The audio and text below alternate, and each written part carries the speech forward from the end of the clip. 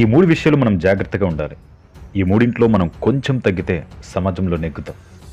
మొదటిది, మనం అందరినీ అతిగా నమ్మేస్తాం. ఇంకా చెప్పాలంటే గుడ్డిగా నమ్మేస్తాం. నమ్మకం మంచిదే.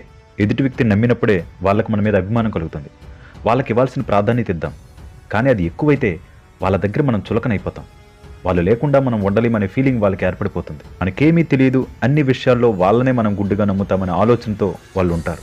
ఒక్కోసారి మనల్ని తక్కువగా చూస్తారు. దానికి కారణం నువ్వు ఎక్కువగా నమ్మి అన్ని విషయాలు వాళ్ళతో షేర్ చేసుకోవడం, వాళ్ళ నిర్ణయాల కోసం ఎదురు చూడడం. ఎంత నమ్మకం పెంచుకున్నా వాళ్ళు మీకు ఏ చిన్న ఆపద తలపెట్టినా, కొంచెం నిన్ను దూరంగా పెట్టినా తట్టుకోలేవు. అప్పుడు నిన్ను నువ్వే నిందించుకొని చాలా బాధపడిపోతావు. దానికి కారణం వాళ్ళ దూరం పెట్టడం కంటే నేనెంతలా వాళ్ళని నమ్మాను, నాకు ఇచ్చే విలువ ఇదేనా అని తెగ బాధపడిపోతావు.